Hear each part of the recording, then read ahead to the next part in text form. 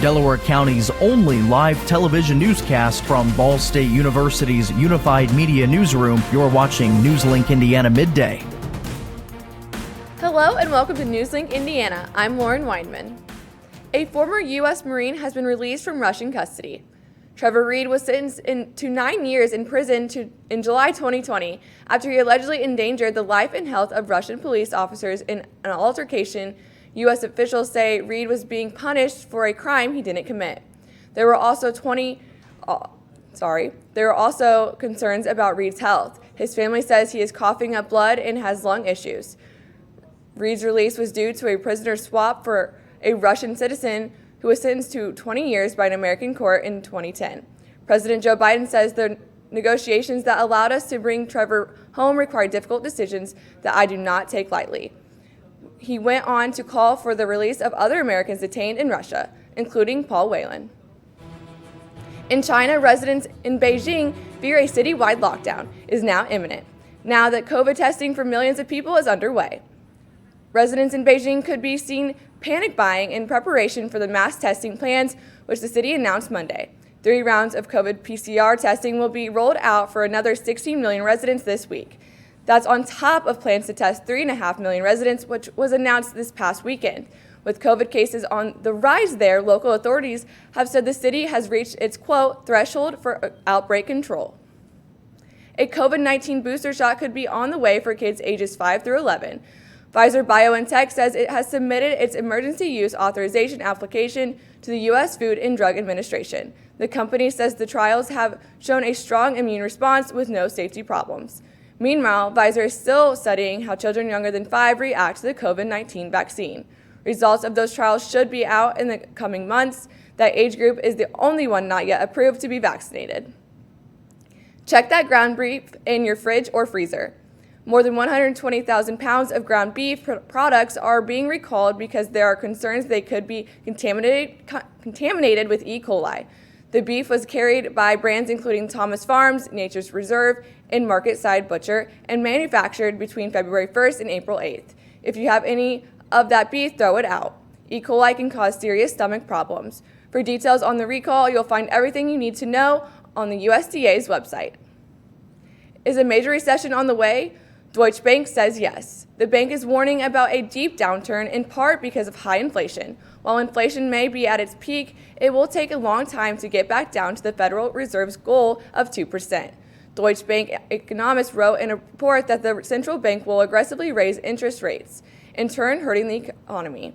Consumer prices also spiked by 8.5% in March, the fastest rise in 40 years. But the jobs market is still hot. Some good news, the bank sees the economy rebound by mid-2024. Deutsche Bank said the most important factor is the likelihood that inflation will remain, quote, persistently elevated for longer than generally anticipated. The Indianapolis Metropolitan Police Department has suspended the officers involved and launched 2 investigations after a man in custody died after being tasered. The department's critical incident response team responded to the incident early Monday on the city's northeast side to conduct an investigation. The department's Internal Affairs Department is conducting a separate investigation. IMPD says the Civilian Majority Use of Force Board will conduct a separate review after the other 2 investigations are completed. Officers were told by the father of the victim that 39-year-old Herman Whitefield III was experiencing a mental health issue and needed an ambulance. IMPD says when he resisted, he was tasered. While more and more artists seemingly pop up in the music community overnight, long gone are the golden days of local and regional advertising. The internet has pushed everyone into a large bubble, oftentimes no longer geographically associated with particular places. NewsLink Indiana's Race Maddock met with a member of a local Muncie band to understand how the digital age has changed advertising for musicians.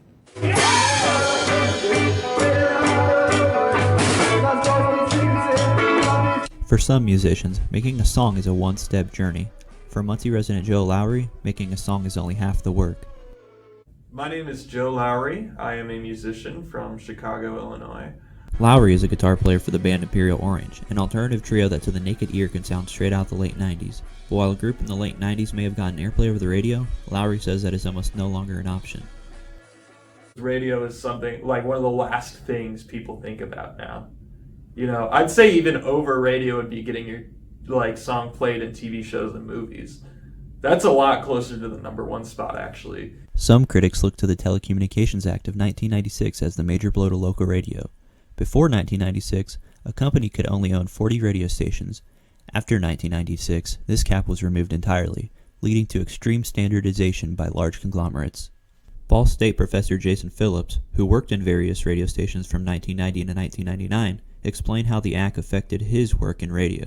I mean, I know I sound like an old man yelling at the cloud, but in those days, the music director would take a bunch of CDs into the control room and listen to them. And obviously they paid attention to the charts, but at some level it was, I think this would just sound really neat in our market and our listeners would like it. And while it's pushed artists to make a name for themselves almost exclusively online due to a generic mainstream sound, Phillips says that even though the 1996 Act made radio lose its flavor, he's still optimistic for the coming years.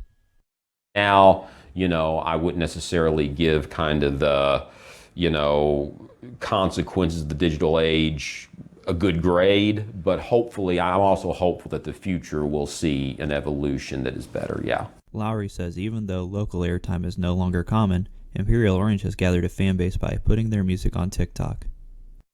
So I decided to put out a few videos explaining that I made music and that I was releasing an album.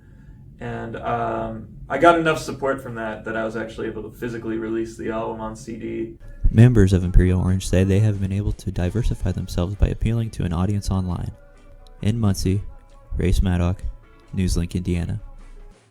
If you're a fan of alternative music or you'd like to just check out Imperial Orange, you can find them on all major streaming sites. Ivy Tech has a new program to assist single mothers who are working towards a degree. NewsLink Indiana's Anna Chalker spoke with leaders about why the Single Mother Initiative was started. So that is graduation day. A day where Angela remembers when all of the hard work paid off. Angela went to college as a single mother, working and raising her 5 children while trying to get her degree. The main push for her son's high school graduation. The goal for him was, you reach higher than me. Angela enrolled in Ivy Tech for culinary arts and was given different options for courses while she raised her family. One moment she remembers. And there was even a point in time where I had some babysitting issues with the youngest, daycare issues. And I was able to bring her to some classes with me. Now in 2014, Angela graduated from Ivy Tech and had help along the way with her families and professors. But flash forward to today, there is a class just behind these doors that are helping students just like her. Ivy Tech was approached by the Education Design Lab and ECMC Foundation to look at how we might increase the retention rate for our single mom learners. The team found 8% of single moms graduate college in 6 years. That's why the Single Mothers Initiative started an 8-week course, giving mothers the option to learn anywhere. An opportunity for our single mom learners to continue their goal, their quest to earn their degrees. And for student parents who have the same goals as Angela. Take your time, right? We're here. You're here. You don't have to do everything at once. Do you think, even though that's just a piece of paper, does that mean more to you about that? It really does. The piece of paper that holds so many symbols for her and for her children. Now Ivy Tech has started construction on Howard Street for a facility with accommodations for single mothers to bring their children to class and create relationships with their classmates. If anyone wants to enroll in the course for the fall 2022 semester, they can email Alyssa Wells for registration and any questions. Now here's a look at your NewsLink Indiana's forecast. These are the conditions right now. It is 44 degrees under sunny skies. It is a little cool for this time of the year, however, temperatures will top out in the middle 50s today. Now let's take a look at the 7-day forecast. Things are going to warm back up. Highs will be back into the 70s for the weekend, but with the warmer weather, we'll see more April showers. That's going to do it for us this midday. Thank you for joining us. I'm Lauren Weinman, and be sure to tune into NewsLink Indiana tonight at 6:57 on Ball State PBS. Have a great rest of your day.